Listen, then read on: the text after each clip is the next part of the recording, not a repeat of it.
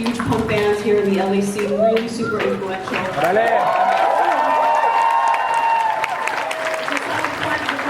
Civilization Part 1, you're familiar, and you have your first debut album coming out June 24th. Yes!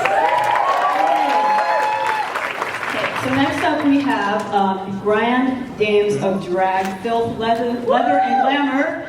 You might know them if you've gone to Queen Kong or Dragula. Without further ado, the Boulet brothers.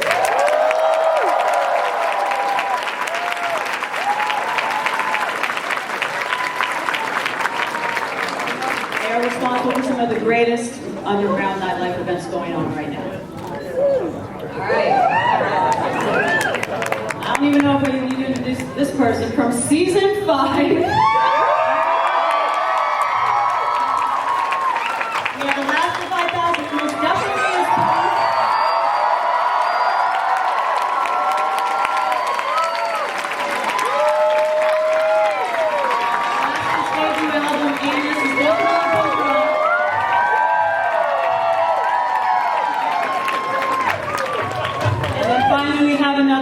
Legend.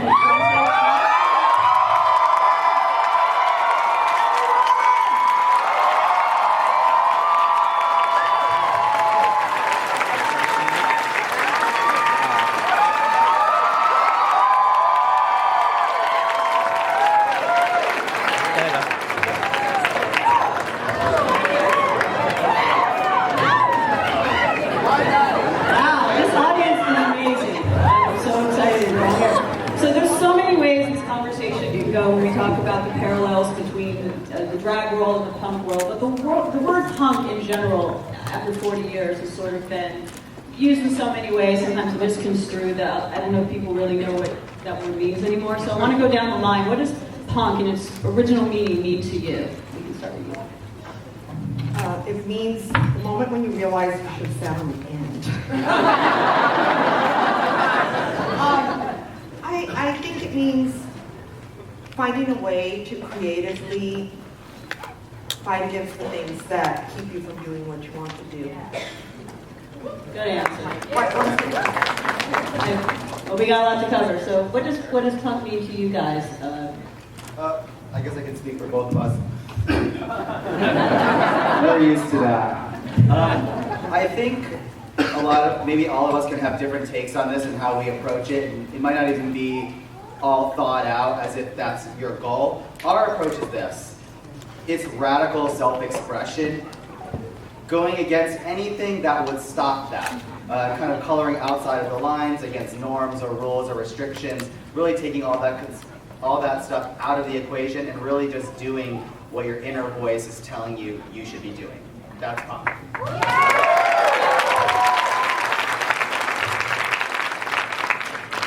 Alaska.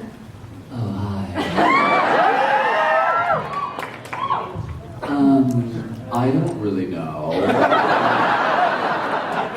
I think originally this panel was going to be drag music and then they changed it to punk, but like, for some reason. But I think punk has to do with like not giving any fucks.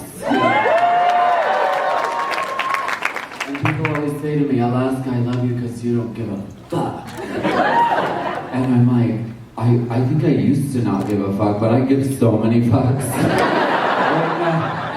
I'm like, at this point in my life, I'm like the least punk I've ever been, but I used to be really a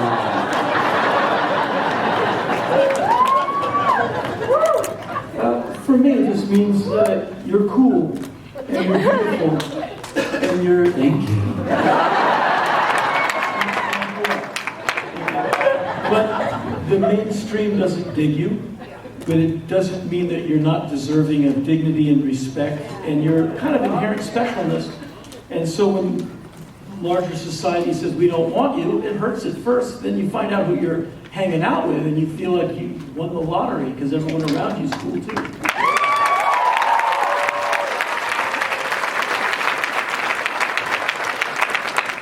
So do you guys feel that both communities or both movements sort of they help kids in the same way. They find their tribe, whether it's the drag tribe or the punk tribe. They find people who, they're not finding people like this at school or at home, but then they find their tribe through drag or through punk. Do you think that's a commonality? I don't think there's any real separation between punk culture and LGBT, drag, gay culture, in that these scenes are seen as subversive, anti-American, anti-religion, anti-everything that's good enough standing. Then you actually meet these people who aren't good, and they're wonderful, and they're quite decent or indecent, and it's really fun. But it's a ghettoization of people who don't fly right, and I've never seen any real difference in the cultures in that we're pushed to the side by tough guys who, don't want us because we're, our hair's too good looking. Good answer. So, I don't know if you know this, but what's really interesting is in Los Angeles, there used to be this really important punk club called The Mask.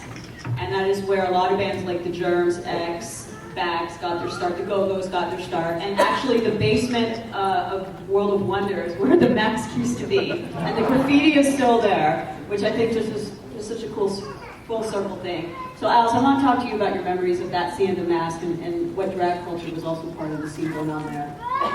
I think, when I listen to Rue say that we're more naked and the rest is drag, I think of a baby. And at The Mask, and when punk was just starting, it was a baby, and we all added our drag to it. We all shaped it. That happened because we felt like we had been thrown out of these other communities that didn't accept us for who we were. And at The Mask, we felt welcome and we felt free to express ourselves, our creativity, our sexuality. It was like a place where anything went. And I think it's still that. I think that place held that energy, and it's still feeding people who want to be able to do anything they want. Did any drag artists used to perform, or was there an element of drag in the music that was being performed there? I don't think there were any, not drag in the sense of like Rue, but drag in the sense that you express yourself through your clothing and your personality and the way you shape your reality, which I also think is drag, in a bigger definition of drag. And sort of that fashion creativity of sort of creating your own look when you maybe don't have a lot of money. Right. Yeah. What about you, Henry, the early punk days? Where did you see the overlap? I come from Washington, D.C., which is a very gay city, a very big military city, and a very busy place. And to be punk rock in those days, you're in some club with all of your friends, and we're a very egalitarian, politically correct scene. There's a girl in the band, no one cared. It's a female, she's just the bass player, you just move on. And so we had, gay, Rasta, the commie guy who always had the flyers he'd hand out, which we politely take and never read. We'd fold it in 4 pieces and put it in your pocket, you never saw it again. But you'd leave wherever it was, and as soon as you did, there'd be some drunken Marine or someone going, "Come here, you punk rock faggot." And so punk rock and gay, as a slur, were immediately melded together. And you'd have to run. "Come here, Devo faggot." You're like, got it. Punk, gay, they will just want to beat us up. And so you'd have gay people at shows, sometimes in drag at some of the bigger shows, and I would almost feel protective, because like when the Ramones would play, everyone comes out of the woodwork, and some people are dressed up, and there's like some jocks there who want to beat them up, and we'd have to go, "Not here, this is a safe zone," and you have to kind of steer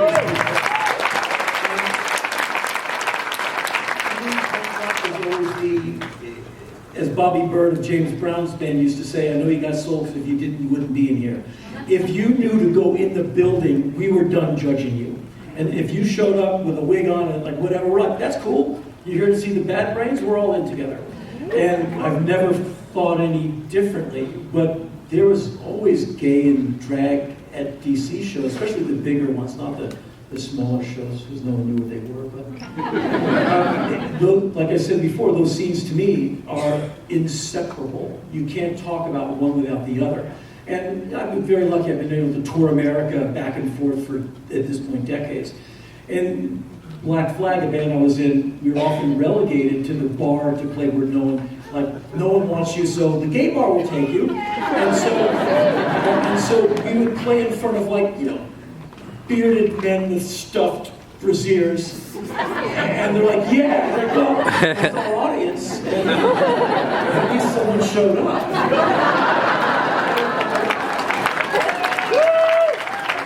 So it was just that, and you realize those are your people, basically the unwanted. But when you meet them and you realize you're one of them, like I said, you feel lucky.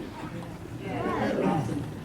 Boulet Brothers, since we were talking about the mask, you're from a next generation of clubbing and punk rock and clubs. How does the punk aesthetic affect or influence the nightlife that you do? Well, I don't know if you guys are familiar with the nightlife that we throw. But, it all originates in punk. We do punk, drag, and gay nights, basically. That's the whole aesthetic of what we do. We throw a party called Dragula.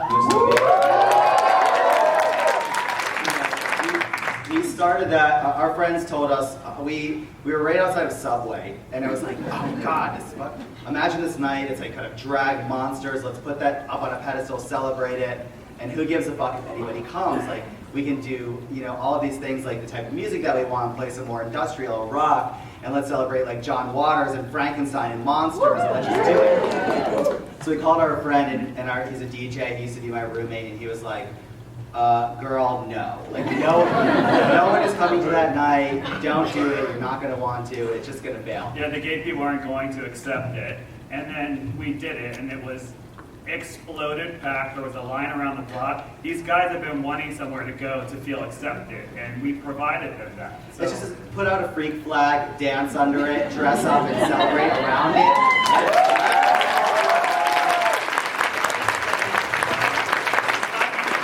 Your drag, we will flaunt it.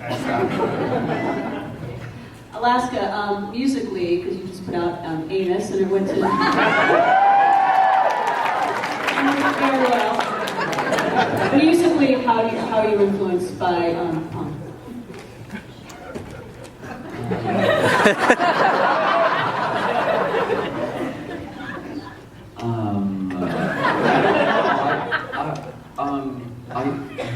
It's a really drag album. It's music that's not like, I wasn't like, I want to make music that they're gonna play on Kiss FM. It's called Anus. It's for my people, and so I guess that's punk. It's folk music. Everyone's got an anus, so show up.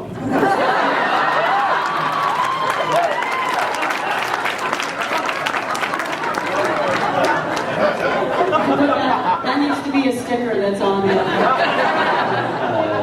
quote. This is a question for anyone, but are there certain punk or new wave or even rock stars that are very important to your aesthetic or revered in the drag community? I know we had like Christine and Debbie Harry from Blondie on RuPaul's Drag Race this season. On the new episode, which is like one of my favorite episodes ever. But how did some of the early, whether it's the fashion, the music, how does that influence the drag culture even today, would you say? I like Divine. Does she count? Divine would be a major, because she was sort of like the first one that crossed those two worlds together in an official way, I would say. Of course everybody toyed with it, but she kind of came out and she was the punk rock drag queen. So yeah. I think she was an influence on, certainly all of us. For sure. And she took a lot of grief. A friend of mine is a big Dutch guy, very muscular, like a boxer type. He went to go see her play in the 80s somewhere in Holland, and basically became her bodyguard after the show, because there's these Dutch tough guys who want to beat her up. And so he had to help get her out of the venue. He told me about this years ago. They said it was just awful, that she was cool, the show was great, but there's these guys waiting just to beat up a guy. He can't defend himself. That's not what Divine's built to do. I mean, I wouldn't want to fuck with her. These beard up, tough guys want to beat this person up. And again, it's that resistance to anything that isn't flatline normal. To me, if you're that normal, you run out of ideas. It's just reeks of mediocrity. And when someone sees someone beautifully stand up and bend that, like Divine or our good pal RuPaul, it is met with great resistance, violent resistance. Punk rockers got it. Like in this town in Los Angeles, the LAPD, we were the endangered species that they wanted to eradicate.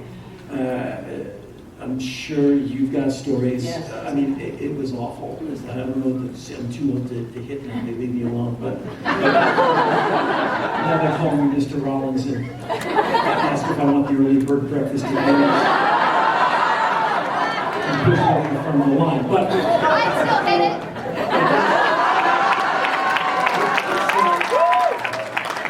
it's that resistance that we met from everything from law enforcement, local government, the Knights of Columbus, etc. And imagine being gay or trans or want to be drag in South Carolina in 1980 something. You can do it, but you better be ready to fight. And that's why, to me, the drag and punk thing go together, because we were met with violent opposition. And that's why I not only had sympathy, which smacks of pity, so I can't dig it, but I had empathy, because I'm running myself.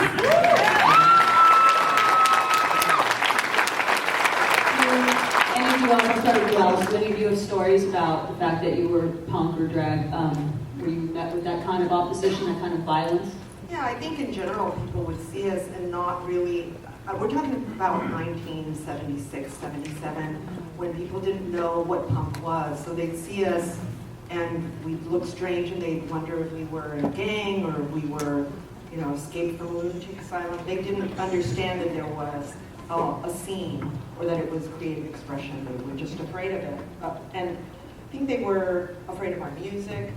And I think it's probably a lot of the same sorts of reactions that drag gets, where people just don't understand it and they're personally threatened by it. So yeah, we had people, we had this big concert at a place called the Elks Lodge, where the police sent in what was like essentially a phalanx of officers that just beat everybody up. Literally, it was called the Elks Lodge riot. And some of the people had to be hospitalized, and there was no reason for it, except it was just the fear of the unknown. What about you guys? Do you have any other stories where these sort of things happen to you? I don't know about violence at all. I mean, obviously I'm aware of both of our personal histories. When we were young, in elementary school or high school, we were just freaks of a different color then. We hadn't discovered all of this creativity and all of this expression, like super goth death rocker. I had dreadlocks, raving, I had horns in my hair. Like, it was just always something kind of weird and expressive. And I think maybe there was some fear then when you're trying to figure all that stuff out, and just fear of fitting in or being heard or whatever. But I think we've both gotten to the point in our lives and our career, like, it's usually other people that are scared of us at this point. We really don't give a serious fuck at this point. What Henry was saying, I grew up in the, early 90s, late 80s in DC as well. So I know that scene very well myself, and you're right, it was very, I've seen both sides of it, because I used to be, little kid punk rocker. I grew up in that scene and then became a drag queen, so I've seen both sides of it as well. And it was like that in DC. It was very violent. And there was a lot of conflicts with skinheads at the time. That was a big thing in DC. It was very political. So the punks were always fighting with the skinheads, and the punks were always, it did merge with drag. The punk stores there, you had drag queens working in them. So it did blend very well. But yeah, as far as the violence thing, it was definitely prevalent during that time. What about you, Alaska? Did you ever experience anything like that? This one time, my two friends and I decided to dress up like the Misfits from Gem and the Hologram. We just wanted to go out And it was a terrible idea because, well, we got wasted. I think it was a full moon. And these guys, we were like walking to the car, and these guys were like, blah, blah, fucking blah, blah, blah, blah. And I was like, hey, to my friend Veruca, I was like, hey, Veruca, why don't you go pick up that giant wooden, it was like one of those wooden things that you make a partition with, the police use, you know? It was like stacked up against the wall for some reason, and I was like, hey, Veruca, why don't you go throw that at them? And she was really drunk, and she did it.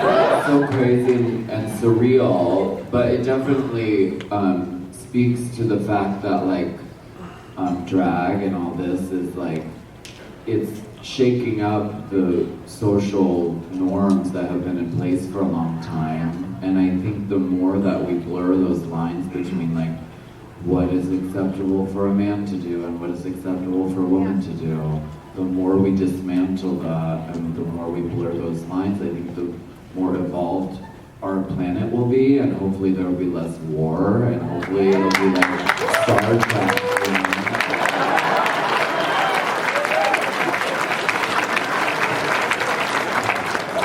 Alice, I imagine you received a lot of feedback from fans, female musicians, young girls as well, who look up to you and see that you've paved the way. Do you have any stories about feedback you've gotten? I do talk to a lot of young women,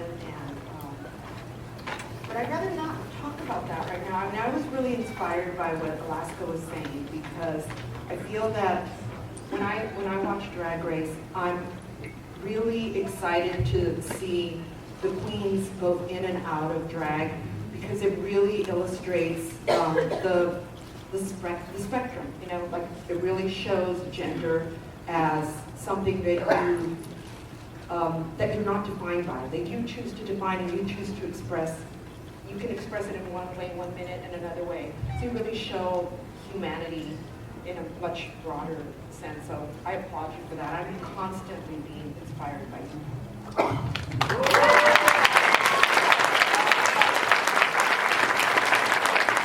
The success of RuPaul, which has done incredible things for drag, has made a certain element of drag more mainstream, but it does have that like snapback effect with clubs like our club that sort of become the antithesis of that. And then, do you understand what I mean? So it almost makes a certain element become more subversive. So I think, yeah, there'll always be rebellion in drag, even if a chunk of it became mainstream, That's what I think, right?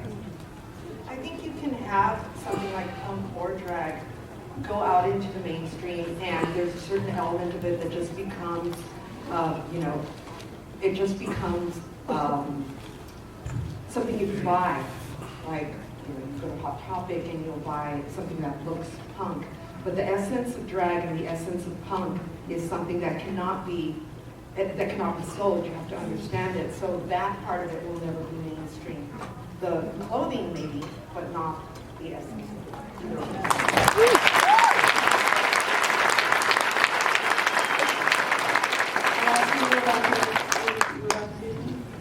Yeah, I mean that's brilliant.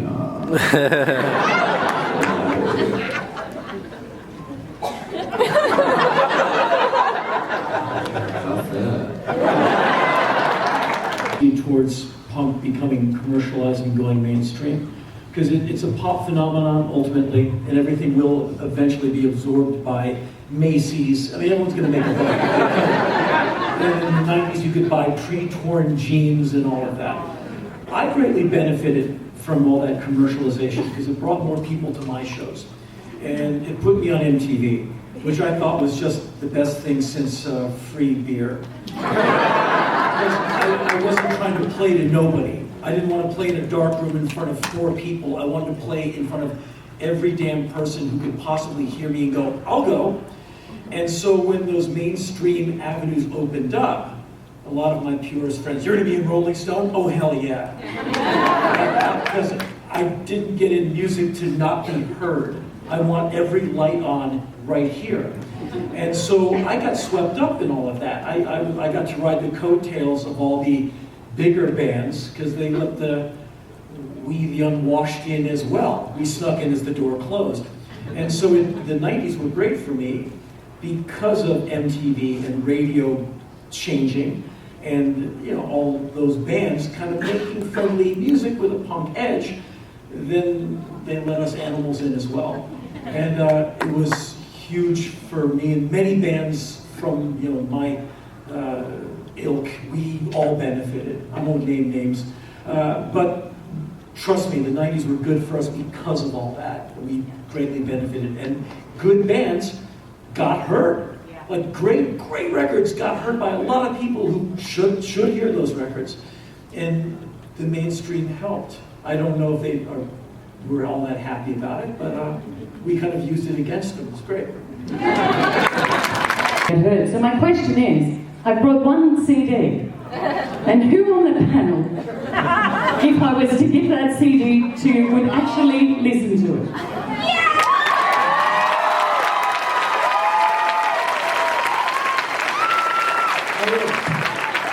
Thank you.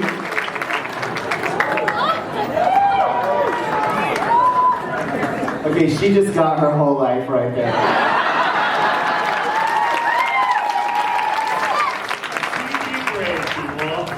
Bring more CDs next time.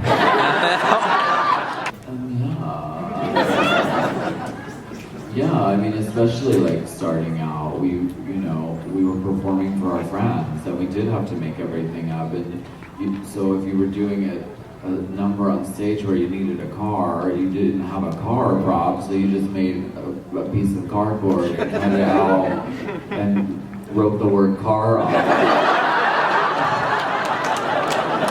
And then, then you perform, I don't know, like hit me with your best shot, and the car hits you. I don't know. I've been told that we have to wrap this up, unfortunately. One more. One more. Yeah. My name's Alex, and you've all inspired me in different ways, especially Alaska. I just wander all night recording, literally been on repeat before, non-stop. But my question is, what advice would you give to someone trying to start like a band, or like just everyone here? Like, or is it a good thing to just keep making music and just pretty much like what's advice to start a band? Sorry, I'm really nervous. Last one, If you start a band, we're definitely covering it. I can only speak from my own experience. For me, music was, when I was doing it, it's the only thing I was thinking of. There was no idea of failure because there was no idea of success. I just went for it like there's no tomorrow, where you lose your friends, you lose sleep, you lose everything, but you're going to make the damn music. And so anything else, but that's a bit extreme. I think you can, have a job, have a life, and have a band. For me, it was have the band and nothing else. What I would advise is life is short. Make sure to have fun. If it's a drag, undrag it. I mean, make it a good time. Because statistically, you're not going to sell 1 million records, but you can have a lot of fun bashing it out of the garage or the basement. So fun has to be the key element, and try not to strangle the bass player. Very hard.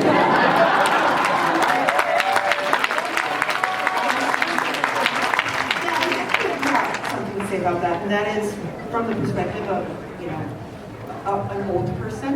I think one thing that's important to remember when you get in a band is that that you have to take. Yeah, I think of my life as like a stove top. I think that I move different pots to the front burner and to the back burner. So maybe you want to go to school, maybe you want to, have a different job while you're doing music. I did all this stuff. I didn't throw all my energy into just music. Although I've always done music for the past 40 years. I've always done music, but sometimes I was busy, being a mom or doing other things. So it had to take another position on scope. But don't ever, if you decide you're a musician, it's like you don't get to choose it. It chooses you, and it's not. Yeah. Thank you so much. Thank you so much, guys, for coming. Thank you. Hey, this is Gina K. make sure you're checking back at the Zap Recap on YouTube for all of your favorite DragCon videos featuring me and actual drag queens. And you're gonna see a lot of hilarity, you're gonna see a lot of reading, and a lot of men. And a lot of men.